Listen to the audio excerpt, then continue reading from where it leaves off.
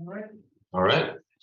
I'd like to call to order this meeting of the Hartford Selectboard on Tuesday, January 10th, 2023 at 6:01 p.m. Our first order of business is the Pledge of Allegiance. Would anyone like to lead us this evening? I'd be happy to, sir. Okay.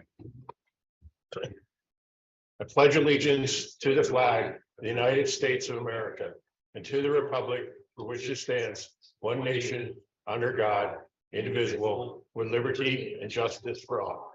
Thank you, Lanny. Thank you for the honor, sir. Okay, so we have no business as the local liquor control board tonight and no business as the local cannabis control board. The next item of order of agenda are the folks who are here for reappointments are here in person. So I think we should move the reappointments up before the executive session so that we'll get a chance to be here and I'll have to wait for a couple hours. So, excuse me, our first item is to consider the reappointment of Laura Cooney to the Sister City Committee for a 3-year term beginning January 10th, 2023 and ending January 9th, 2026. Laura, you're here. You don't have to come up and say anything, but if you want to, you're perfectly welcome to. I thought that if there were questions from my application, that I would Great. be glad to answer them. Are there any questions for Laura? I don't see any. Mr. Chairman, Yes, Lanny. I'd like to make the motion that we reappoint Laura Cooney to the Sister City Committee for a 3-year term beginning 1/10/2023 and ending 1/9/2026. I'll second that. Second from Mary. Any discussion? All those in favor say aye. Aye. Opposed? All right. Thank you, Laura. And like Flynn. Next, we will consider the reappointment of Jonathan Schechtman to the Hartford Historical Preservation Commission for a 3-year term beginning January 10th, 2023 and ending January 9th, 2026. Jonathan, same thing. If you have anything to tell us now, you can. Otherwise, if anyone has any questions for Jonathan, you can ask them now. Yeah, I have a question for you, Jonathan, if you would. Can you approach the podium that way everybody can hear you? So I see, from my perspective, being a longtime Hartford resident, I see a lot of changes happening within Hartford. And I see some of it taking away from the historical aspect of what the downtown area was in the past. And I'm just curious to know into the future if you plan to, I mean, your committee has done great work. But if your plan is to try to do anything more to preserve the historical aspects of the railroading town that White River Junction was. Interesting question. I really don't have any perception. Really, we react to what developers are developing and try to respond to them in a way that makes sense. I don't have any preconceived notions as to how to proceed. Of course, the history of White River Junction has always been railroads. And if you go down South Main Street and Connecticut River Road, you'll see the houses that were built for railroad families and they were put up at the time. And I see a lot of structures even in the downtown area that are suffering decline. We just had one removed because of the historical aspect of White River Junction. Village is slowly declining. I just don't know if you have any thoughts for future improvements of how we can maintain that historical aspect of our town. It's a hard question, I know. It is, especially given that we don't know who's going to buy the properties, that we don't know who's going to redevelop them in a way that's going to be more advantageous or less advantageous. It's really hard to tell. Yeah, all right. I appreciate it. I mean, I don't know. I mean, if you were to ask me as the member of the Hartford Historical Society what I can do, I don't know. That'd be a tough question for me to answer as well. Right. So I appreciate your answer. Yeah. Thank you. Thank you, Jonathan. Any other questions for Jonathan? Just a quick one, Jonathan. In the purview for the Historic Preservation Commission is the all 5 villages, right? Not That's just correct. Not the design review district as that's separate. Okay. And I just because when you noted the foster new development, which would take away from the historic nature of White River Junction's downtown. You were just referring to that as a specific target of. Well, yes. Yeah. Yes, because that's pretty much where Lonnie was asking me about, if I'm correct. Yeah. Along the same scale, I guess. But certainly all 5 villages have natural resources, physical buildings, streetscapes that need to be conserved. So the answer is yes, Okay. all 5 villages. I just wanted to clarify, I think I'm not as familiar with the charge of Sure. historic preservation, please, and with others. Okay. Okay, additional questions?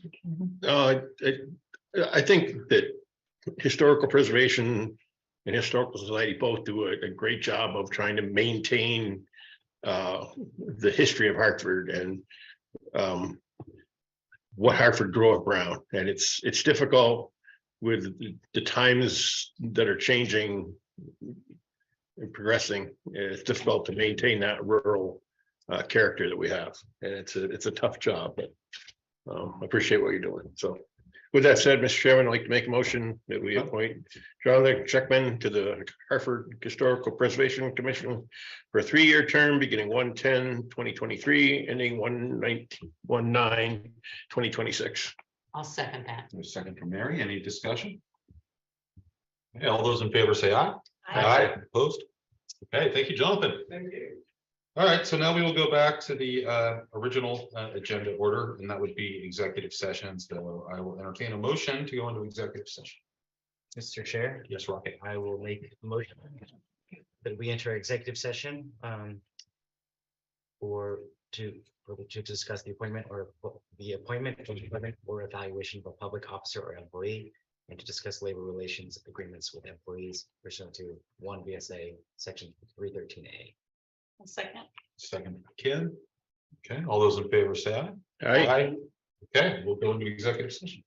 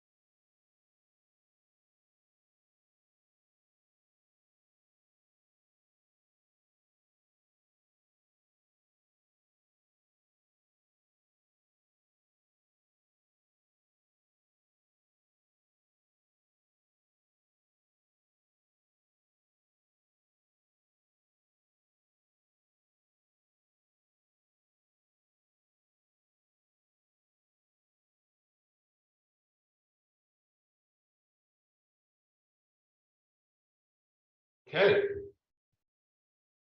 All right, everyone, we're back from our break. We made a motion to come out of executive session. I will now take a substantive motion. Anyone like to make a motion of executive session? I know, would anyone like to make the next motion? Oh, yeah. We're all in technical difficulty. Okay. I'm also not here. Mr. Chair, I move that the select board approve the collective bargaining agreement with the International Union of Public Employees, UFPO, Local 405, as tentatively agreed to by the town's negotiating team, comprised of acting assistant town manager and HR director Paula Nelty, acting police chief Connie Kelly, and town attorney Brian Monahan for the period of July 1st, 2023 through June 30th, 2028, and to authorize acting town manager Gal Ostra to sign all documents necessary to effectuate the contract. I'll second the motion. We have a second. Do we have any discussion?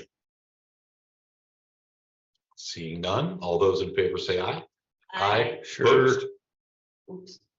Couldn't hear you. sure, why not? Sure, okay. And Dan has his thumb up. Okay, so Lanny, Mary, Dan, Kim, and I all vote yes. Rocket is not on right this second, and Dan, and now Lee's gone, so should be 5-0-1.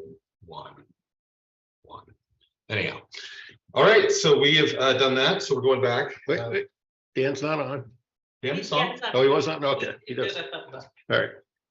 Okay, so now that we've done the executive session, we'll get back to the agenda. So the first item is public comment. If anyone would like to comment publicly, they may do so. We'll start with people in the room and then go to those who are on Zoom. They'll have 5 minutes to speak.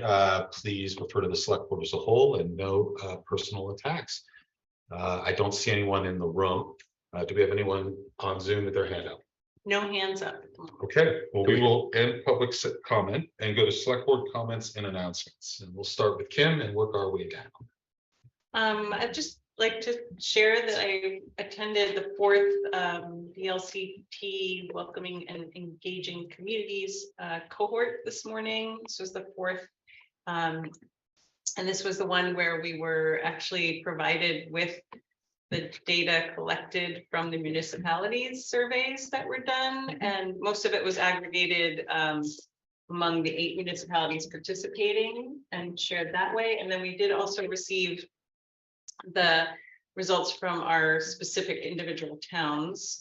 So I have Hartford's results, and the Abundant Sun folks will share kind of what that means for our town and what we can do with it, and how it could be useful on the 14th of February. Great. Dan, do you have any select board comment? All set, thanks. Okay, Mary? Nothing. Lenny? No, And I don't have any either, so we will move on. Rocket is on now. Oh, okay. Rocket, do you have any select board comment? Just that it is an honor to serve the town of Hartford. Thanks for having me. Thank you, Rocket. All right, so that'll conclude select board comments and announcements. We've done our appointments, so we will get to the town manager report and significant activity report. So Gail, please take it over. Awesome. There are a lot of great stuff to talk about. We'll start with the February 7th meeting. The planning department, and the police department will be here to provide data and options regarding the wilder speed and truck traffic concerns. So make sure you mark your calendars for that. The town hall lights right outside. The RFP is due on the 18th. There's a question about that. And then town clerk's office. The Board of Abatement will hold 4 hearings on Thursday, January 12th, beginning at 5:30 p.m. in room 2 in town hall.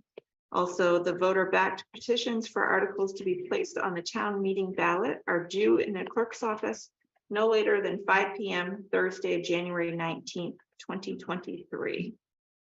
The last item for the town clerk is candidate petitions for offices to be elected at the annual town and school district meeting are due in the clerk's office no later than 5 p.m. Monday, January 30th, 2023.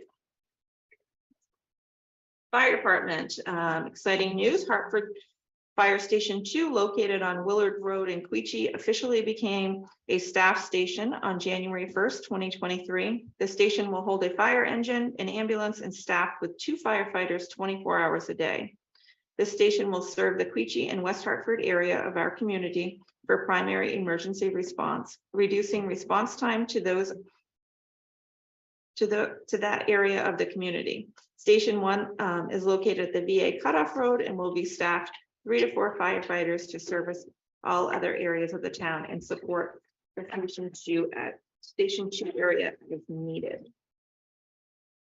There was a question for an update on the gates in Fairview, and the survey work is scheduled to start on or around January 11th, giving a day or two, depending on what the weather is, will determine when the work can be completed.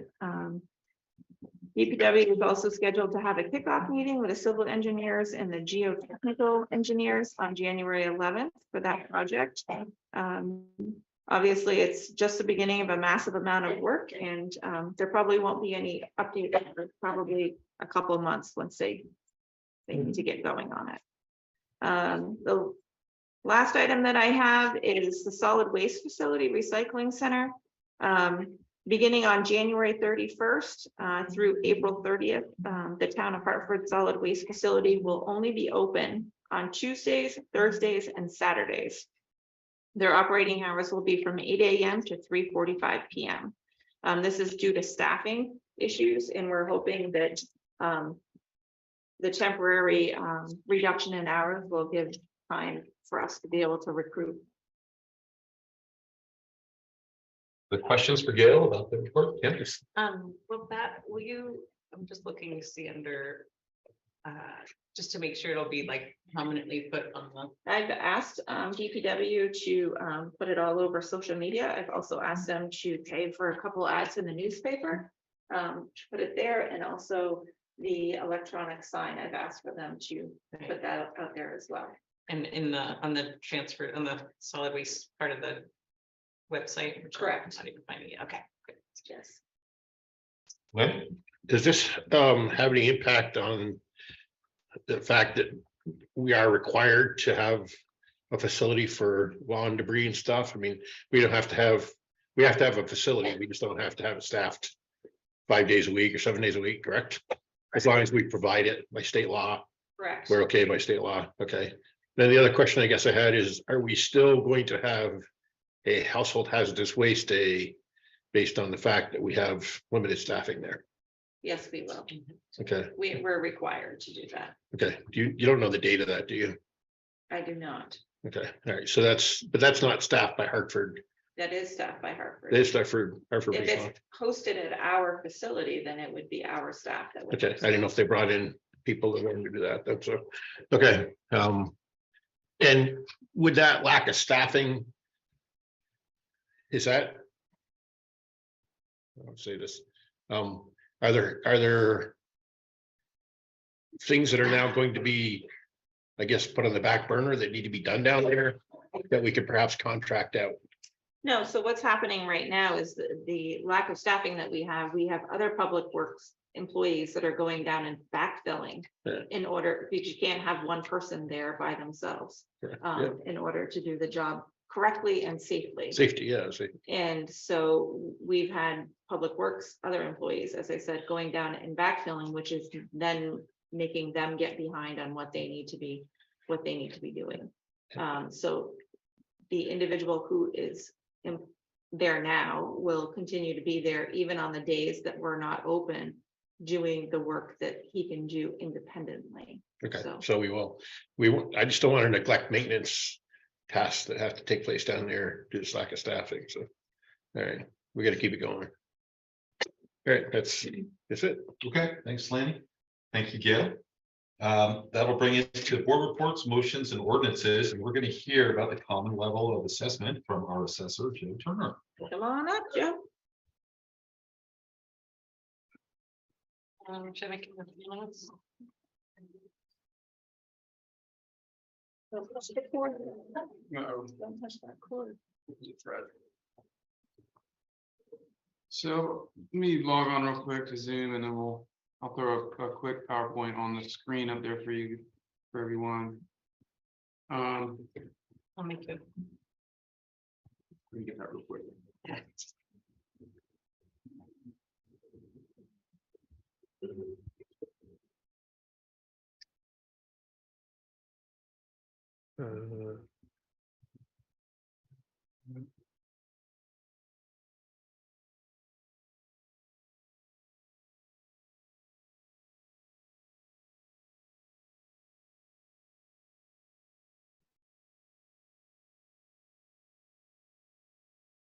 The rocket back with the ship. Are you getting the invite to join as a panelist, John? Yeah, I'm logging on to Zoom and you'll see me come through. I think. Oh, Maybe the we got channels. on already. Oh, okay, so, no, I was on upstairs on my desktop. Oh, that's what Yeah, you're yeah, yeah. accepting. Okay. I was watching, yeah, I was watching, on Zoom right now. I'll be too zoomed. 5 attendees and, well, and then Dan and Rocket. So no public members. There's a couple. Okay, good. 1, 2, 3.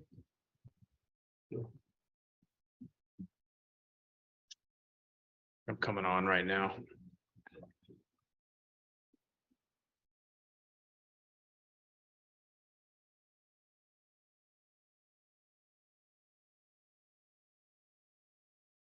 Recording in progress.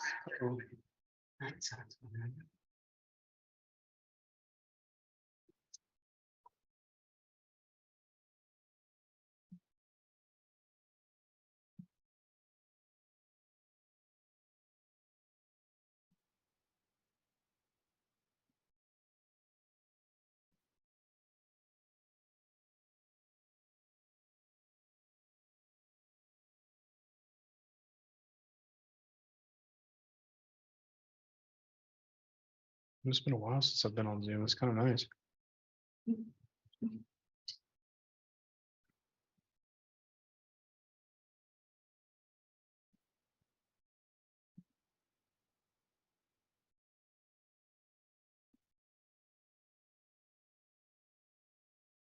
Are you working on sharing screen? Is that? Yeah, it's coming up right now. There we go.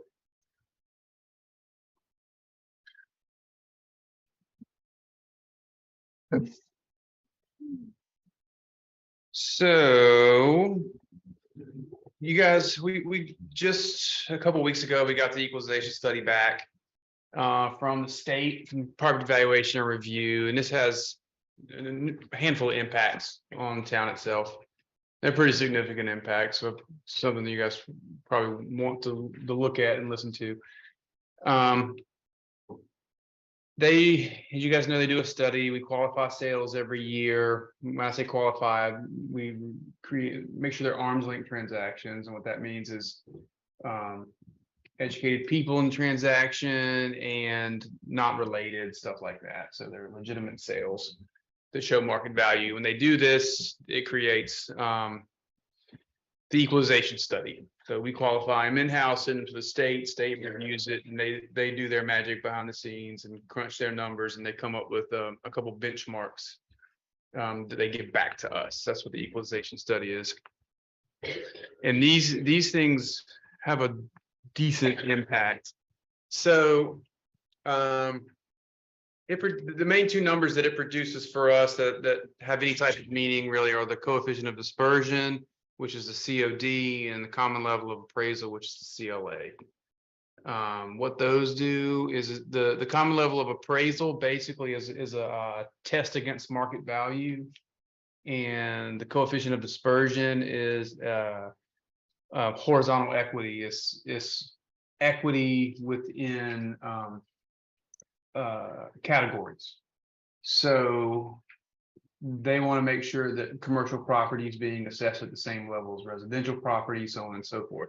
And when those get out of whack, it creates an inequity situation that can have adverse impacts on residents. And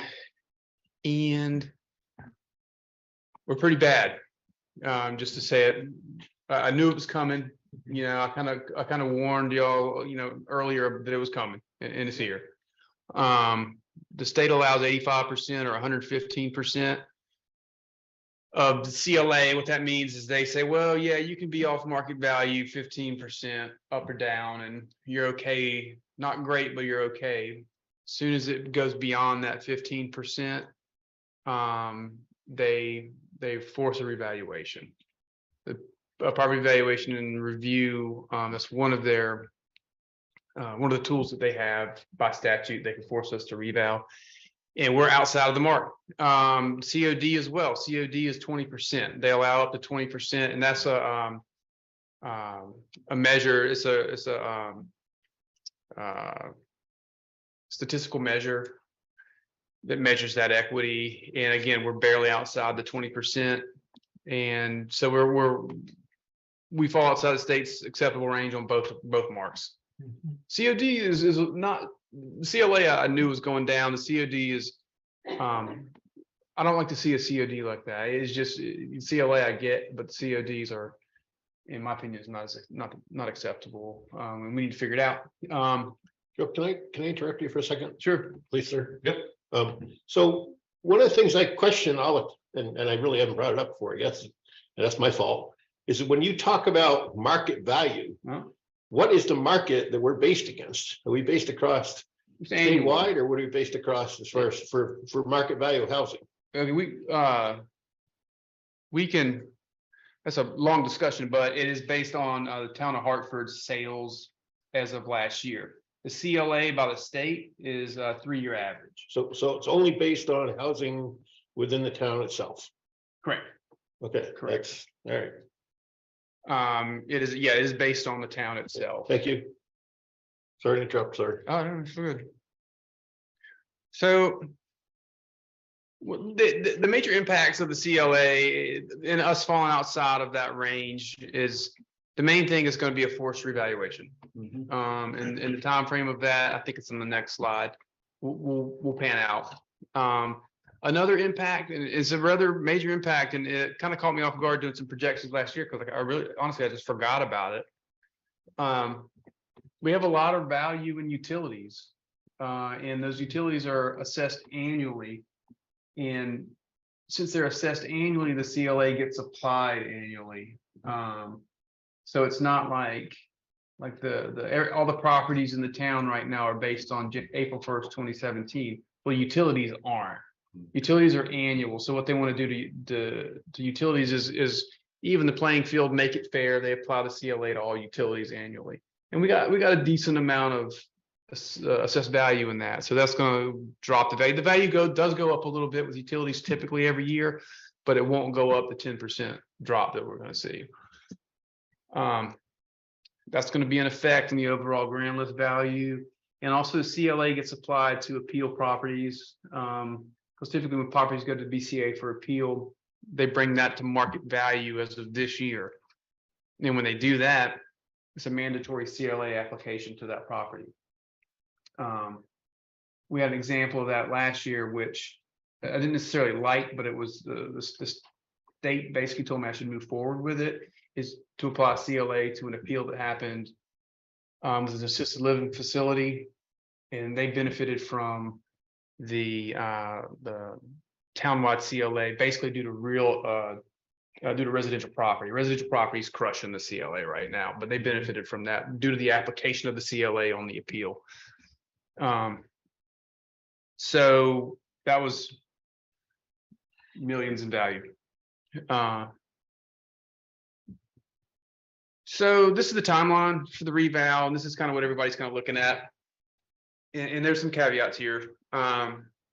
They send us a revaluation notice. PBR sent us a revaluation notice in April of this year. It'll be addressed to the select board probably. We'll get copies of it, and it'll say, hey, guess what, guys, you're reval. And then they give us till January of the previous year, the next year, to put a plan in place, right? So we put that plan in place. That plan's putting together RFPs and getting contractors to come in. If we want to do aerial photographs, it's the time to say, hey, we're going to do aerial photographs. We're going to lay it all out to the state so they can approve the plan. And to be honest with you, that's it. That's what we have. We're mandatory requirement from the state. An ideal situation you see up there. plan gets executed in 2014. We have a year and a half to execute the plan, or excuse me, 2024, thanks. And we have until April 1st, 2025. So that gives us a year and a half to do the revaluation. That's typically a standard, standard operating procedure there. And that's enough time to get it done, assuming several things. And this is somewhat of a kicker, which took me off guard this year and could present problems. Since the real estate market is on a huge upswing right now, 165 of the municipalities in the state out of 254 are receiving reval notices this year. Okay, what that does, coming from an economics background, there's not that many people to do the job. So what that's going to do is one of two things. It's going to take the value, or it's going to take the price up, because supply and demand, all of a sudden the demand is great and the supply of people that can get it done is low. And another thing it's going to do is going to push it out potentially. So we say 2025 in an ideal world, but it could be later than that, just due to the fact that we can't get people to do the job. Again, it goes back also to what PVR says. Their only requirement is that we have that plan together. They're aware of this. So if we put a plan together and we say, hey, we can't get it done until 2027, that's not what we want to do. But if that happens, they'll probably be okay with it because they understand the situation right now. It's not a good situation. And my fear is the supply demand issue. And all of a sudden, what I thought was $380,000 to get the job done is now $480,000. What it can get done. And that's going to be the big hurdle coming up this year, is to get those RFPs out and try to get some contractors to give us a hand with this in the following year. We do have right now currently in the revaluation budget, 305 for and change. We'll get another 40 something thousand, $46,000 bump in February. No, March. We get about 40 some K a year from the state for the revaluation. They give us $8.50 a parcel, which is scratch on the surface. But I was talking to someone from the state today, and honestly, the state does give us that fund, but the town is also accountable for a little bit of the assessment value as well, because we do benefit from it. It makes pretty good sense. So with my calculations and my estimates that I've received in the past, we'll be clearing that account out to get the revaluation done. Fingers crossed it's enough. If the supply and demand get really far out of whack, we could see an issue there. But we will know better this year after we get the RFPs out and we get quotes on the job, and we figure out a time frame associated with it. Again, we're not forced to do anything right now. They just sent us this letter. The PVR will they'll send a letter that says, hey, you guys got to reval in April. But we should probably start working on it now because we know it's coming. Other questions, Kim? Hey, is there any world in which we could send out an RFP before? Absolutely. Yeah, we can start doing it now. I've gotten quotes from Vision, who did our reval in 2017, preliminary quotes. With the storm coming, I don't know what their time frame is going to look like now, but we can put RFPs together and just we probably should start putting them together and go ahead and getting them out. Again, because we know it's coming. I'm sure we're not the only ones that know what's coming. We are 165. Yeah, it's mind blowing, really, and I don't see how it's going to happen. Honestly,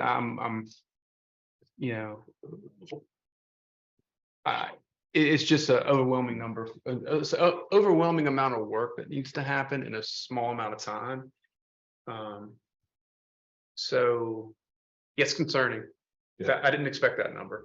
I expected about half of that. So do the appraisers have to be they have to be Vermont licensed? So it's just a good question. They do not, they have to be, and these are facts, these are not my opinion, so I'll refrain from throwing my opinion out there because I'm very opinionated on this. They have to be approved by PVR. There's a list of approved PVR. They have a whole 2 or 3 different categories of what people can do associated with reassessments. There really is no statute saying that they have to approve the plan. They want to know who's going to do it for you. So statutes, which can be a little bit gray, but yeah, they do have an approved list of people that can do it. They don't have to be licensed appraisers in the state of Vermont. They just have to be approved by PVR. Manny? Is there any way that we can internally bring someone up from staff to bring up and assist in this role? Yes, well, yes and no. Typically, and again, this begs a bigger question with the taxation structure in the state. But it's a big group. Just for instance, I've gone through an in-house revaluation before, and we had a staff of 34 people. You know, not saying we would need that for Hartford, of course, but what would involve is bringing a handful of people on staff, getting the work done. It would be detailed. You know, my vision was to get that taken care of in-house. There's, to my knowledge, there is no town or city in the state of Vermont that does it in-house right now. Could we benefit by providing some training and having other people come from other towns to It's do some training to get that yeah, what you person see trained up? what you see is it's a very specialized education. You know, it's like not very many people can do it really. And what you see is people that are qualified to do this. As Lisa Wright, for instance, who is the president of Valor right now, works for several municipalities and handles these things for several municipalities because she's qualified to handle it. So it's not like you can really train people. It's I see someone like coming out of a civil engineering type program that might be interested in this kind of stuff. And I wonder if the town's got to be more proactive in going out and trying to recruit for this. Or, I mean, you could tell us better than anybody else. Yeah. What it involves, it's not necessarily a complete talent reevaluation involves a lot of things. One is boots on the ground data collection, and the other is data science and deep rooted IT, really, to organize the charts and all the cameras where they need to be, the camera system where it needs to be to do the correct valuation. It's complicated, and to get someone actually trained to do it would be very expensive. To bring someone on board in-house to get it done. That's why, you know, we farm it out, and I think last time it was, the last quote I got was just south of 400,000 to get it done. That's a one-time pop. Yeah, I understand that's expensive, but yeah, well, you know, it could recoup cost if we were, you know, potentially train someone. I'm just trying to look at the long-term cost for the town. Yeah, this is the only opinion I'll throw out there. But in my opinion, it's consolidation. It's not. It's grouping together with other towns to get it done, and it's not just bringing someone into this town. Yeah. It's in that way you have cleaner data, and it was a better situation. But it's really hard because the way the statutes are set up in Vermont, they're on a town level. But if we can't get this done, do we get pushback from the state? No, because we'll have a plan in place, and Okay. it is what it is at that point. They won't give us pushback. They'll have to accept our plan due to limitations. Right. So yeah, we won't get any pushback from the state, or we won't get. There's a fine the state can, if you don't have a plan put together, you will get fined by the state, or they have the authority to do that. But if we have a plan together, they won't do it, and they understand that there's going to be an issue with this coming up. Okay. I just want to make sure that we're not in jeopardy of recurring, you know, of occurring further things. So. Yeah, no, we're not. I think we're in the same boat as every other town in the state. Thank you, Mr. Chairman. Is there any, like, is it helpful if we formalize a request to start the RFP process sooner? Or is that just a given? Yeah, I mean, at this point, I think it's probably just a given. It's just, we just have to get together and write it up. I mean, the RFP for reappraisal. I've looked at the one Burlington put together for 2019, looked at the one we put together for 2017, and they vary. They can be 20-page RFPs and they can be 100-page RFPs. Yeah, the one Burlington is very, very detailed. It's accountability for the contractor, basically. Any other questions for Joe? Thank you, Joe. Yeah, and we'll definitely keep you guys posted on progress of what we become, but it's a it's kind of like that storm you see coming. Yeah, yeah. I can't believe 165 under this. That was very That's shocking gotta be. when I got a stat. The state has to be slightly freaking out a little bit right now, and I think that what this is going to do is it's going to cause them. It should prevent a cause for retooling some things. You know, let's look at this on a deeper level, because this isn't okay. Yeah. Thanks, Joe. Yeah, no problem. There's no question. Yeah. Any soon? No, okay. Oh, like you were thinking about. I'm not gonna have. I'm surprised Rocket doesn't have 100 for you. Thank you, Joe. Okay, next you. item is board training and funding. Tim, do you want to I just said to you tonight. tell us about this? Well, we're doing Second part that you did.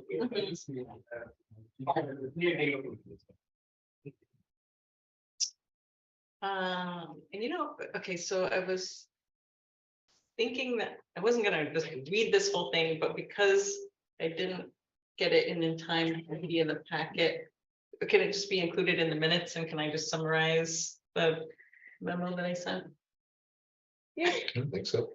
Okay, I'm very long-winded, so if it's long.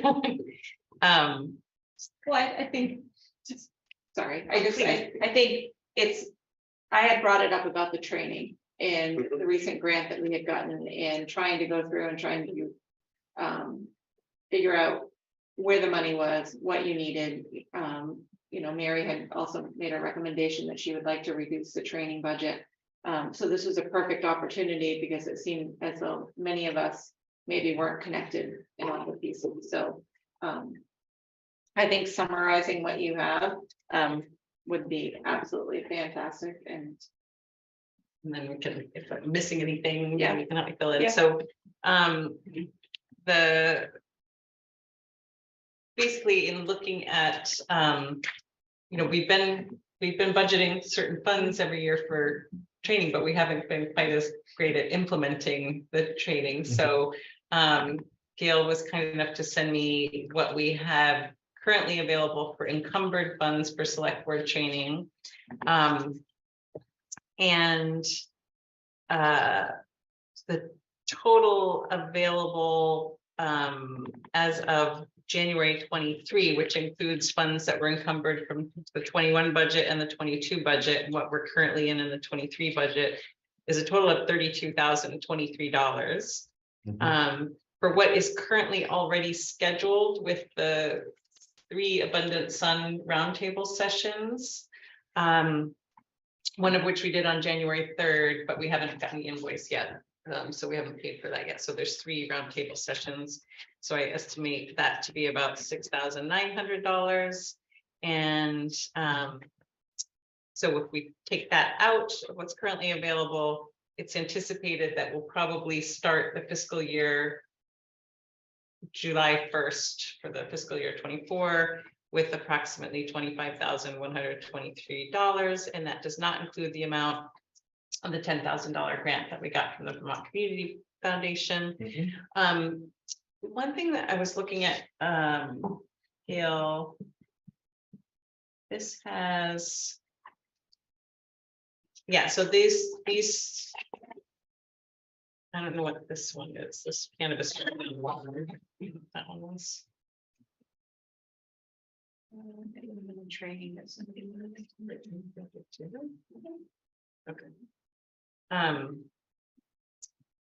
maybe it was multiple members. Yeah, very I good. don't think they're usually that much. In any case, so the current amount. So basically, I think that we do not need to request more funding for the fiscal 24 budget, if we can assume that what's currently budgeted can be encumbered for fiscal year 24. Make that decision. Okay, I would The recommend. board makes. I that decision. recommend that we as a board bring those funds forward, because I do think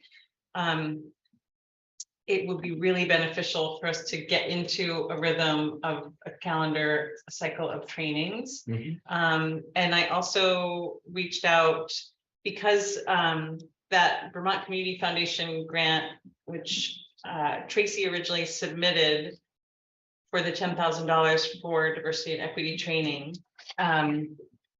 Basically, Gail and Paul reached out and say, like, who's going to administer this grant? And they checked with VLCT.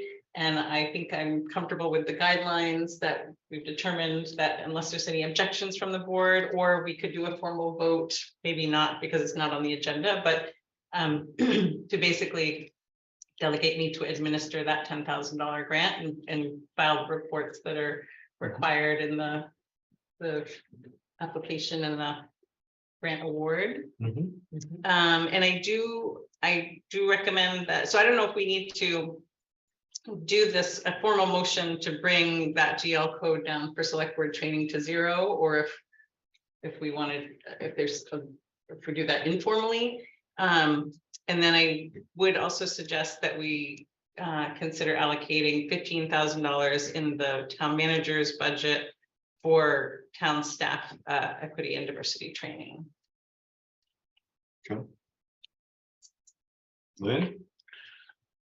So I would support using encumbered funds for GL 10, 111, 315, 000 board development.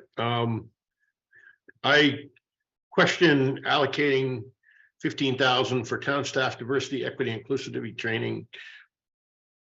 I firmly believe that diversity, equity, and inclusion is important in our town, but I haven't seen training that has goal setting. And it'd be nice to see us get training that has specific goals that are going to be matched.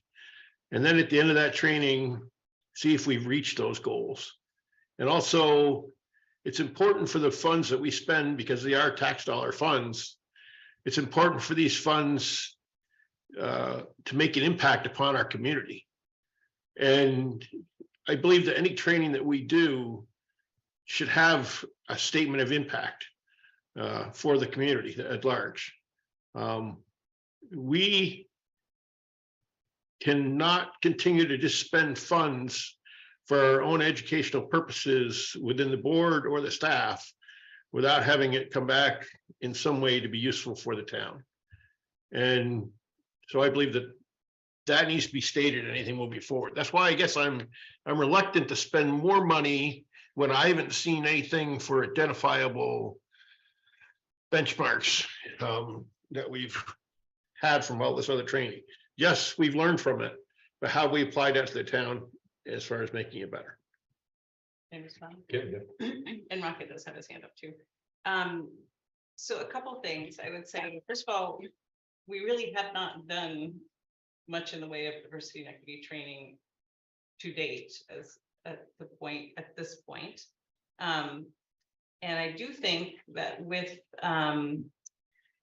this kind of baseline, the data gathering that we got through these surveys for the town helps to quantify.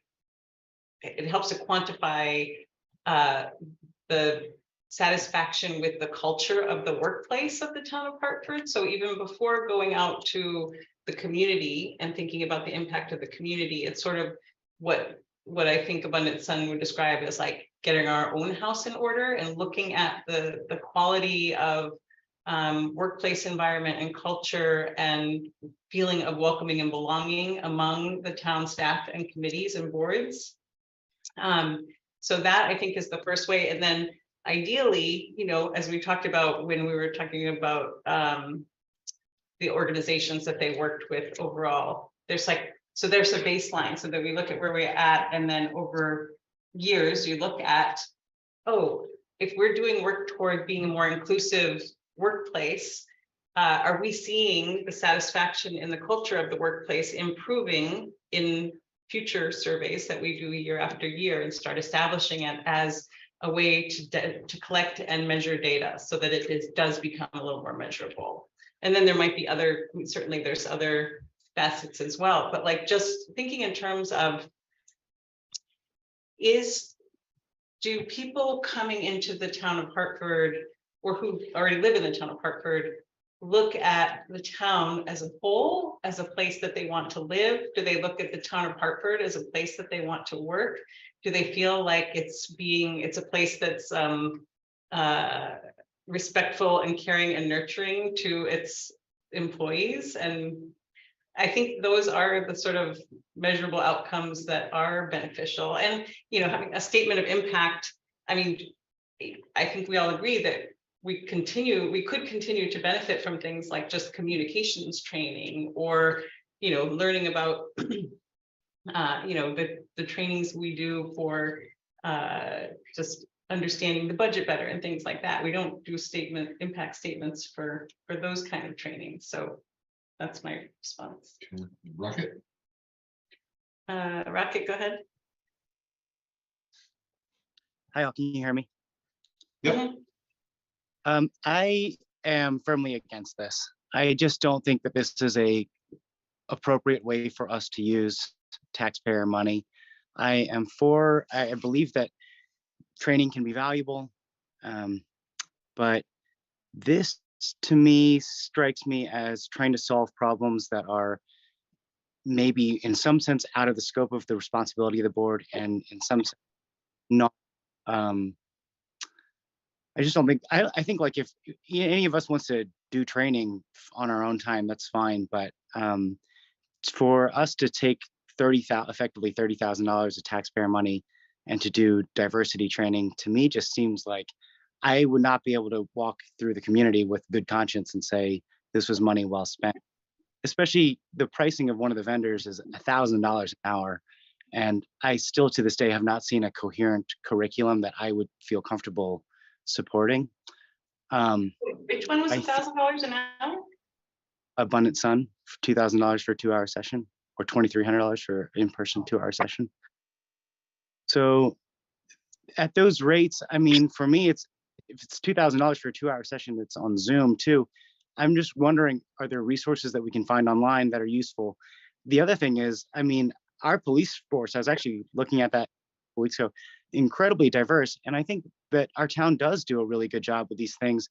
I think that as a select board, there are probably processes that we should focus on and put in place for ourselves to have dialogue and so forth. But I mean, a huge amount of our work really rarely seems to touch issues of DEI, I mean, specifically. So I think I am really supportive of Mary's initial proposal, which is that we reduce training.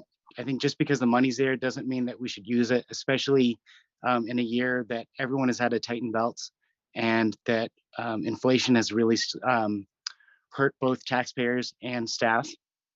I think that if the select board were to voluntarily on our own time choose to find resources that were useful, I would certainly be open to supporting that. But this I will be voting against. Well, I guess the question I have is like, do we want to like informally say, let's put this in the budget for our final like yay or nay on the 19th? Is that probably the easiest way? We have everybody here. Hold on, Manny. And then that may be a way where we, you know, that's a time we'll be debating substantively some of this stuff, and we'll have everybody here, you know. I think if you're all in agreement that you would like to move the 24 to 0, then I think that's easy enough for me to do. You don't need to do a motion for it. I mean, I'm putting together all the revisions right now, and going to be sending them out to you. So I certainly can move that to 0 And, because I don't think that that's a point of discussion. I think No, we're it all in seems like agreement everybody's in that you agreement want on to that. take the money out. You don't want the training. So if we could move that to zero, yeah, if we could move that to zero, and then For the the other one we'll decide on the 17th. And Dan has his hand up. Okay, yeah, Lanny and then Dan. Yeah, thank you, sir. So when we look at the training, I'll try not to state what I stated before. The one thing that we suffer from as a board is board dynamics and board communication and cohesiveness towards problem solving. And when you talk to people in the public that watch our meetings, they'll say the same thing, that it's a very dysfunctional at times, and we need to work on overcoming that dysfunction. So I think that upon a new board, it would benefit much more than DEI training. It would benefit for the types of training that would allow us to have better collaboration among us. And I also think that would help us in the eyes of the public to view us as accomplishing things better. When a person of the public, as a taxpayer, myself as a taxpayer, if I'm looking at this through the eyes of a taxpayer status, when I look at this and say, that damn board spending all this money on training, but what the hell's it doing for me? You know, that would be the thing that I would look at and say, how is it affecting me and when my money is being spent? And that's why I say that we need to have actionable deliverables to the taxpayers of town of Hartford if we're going to have training. Dan, let's get Dan on. Okay, Dan, go ahead. Thank you. A couple things there. I think that the town directed us several years ago, correct me if I'm wrong, that we implement a diversity and equity training program and make sure that that is was pretty spelled out for us to do so. So I think that was something that the residents trusted us to do. And I think that money is important. I think we need to look at the costs, but I think that we need to make sure that we follow through on that. I think that the newer residents that maybe haven't been lifelong residents grown up and born here are the ones that are having some of the issues because they are not of that, that longevity. And I think that we need to balance those two issues. So I think that we need to look at this. I think it's important to have the training. I think that Mary's point of not increasing the budget for next year is fine, but I think the training does serve a purpose and that was the act of the voters for us to continue on with, so that they are aware of the costs. And I think that if we have the money in the budget, we're not wasting money. And I think that that is something that they want us to do to improve the quality of the community for everybody. Thank you. Thank you, Dan. Can I just? Yeah, maybe because it might not be Completely clear inappropriate. from this. What? Sorry, comment was completely inappropriate was made. Kim, go ahead. The cycle of trainings that I have suggested is not just diversity and equity training, but also includes 2 sessions of communications training, plus the 2 sessions, plus additional for the town manager evaluation process. So the budget that I originally suggested for select board training is not just for diversity and equity, but also for communications and town manager evaluation. Thanks, Kim. I do think also, instead of debating whether, some people may not think that this is useful, some of us do. At the end, it's a question of whether they're going to vote to fund it or not. So I think we can move that $0 amount. I think that's fine. I think the next one we'll just vote when we've got everybody here on the 17th and 19th. For about the staff training. Yeah. Great. Okay. Is it too late to put that into the budget? No. Especially because we are probably going to be taking out the 12,500 from the, right now there's $12,500 in the recommended line item for select board training. So if we move that to 0, basically shift it over to the town manager's budget for staff recruitment and training, then I would find that very a good idea. Wait a minute, if I may. Well, I'm confused, but I'm confused. You said take it out of select board training for Because what about? we had enough, I didn't know how much we had encumbered for select board training. We have enough funds encumbered in select board training to finish what we have for the 2023 sessions and to do a cycle of trainings for 2024 without adding more money to the 24 budget. Not just DEI though. Correct. Okay, correct, other training as well. Correct. Yep. Okay, that's where I'm, okay, disconnect. Gotcha. Okay, we're gonna move to commission reports. Kim, we'll start with you. None for me. Dan. Dan, any commission reports? I'm good, thanks. Okay, Mary? Yeah, Hartford Conservation Commission met last night. We had some audio technical difficulties, but town hall members managed with the use of a cell phone to connect online with other members. The tree board, Hartford Conservation Commission and Parks and Rec jointly submitted a grant for tree plantings and for work to remove invasives at Lyman Park. And this effort will help advance the climate action plan. 40% of the total cuts in the management plan for Hurricane Forest is done, and discussion of a visit to Wright's Sawmill as well as a video of the process was broached. In March, Ted Levin will be putting up 3 Kestrel boxes, hoping for their use this spring and thereafter.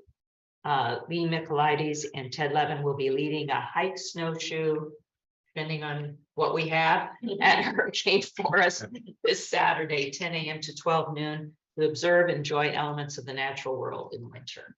Thank you, Mary. Rocket, do you have any commission reports?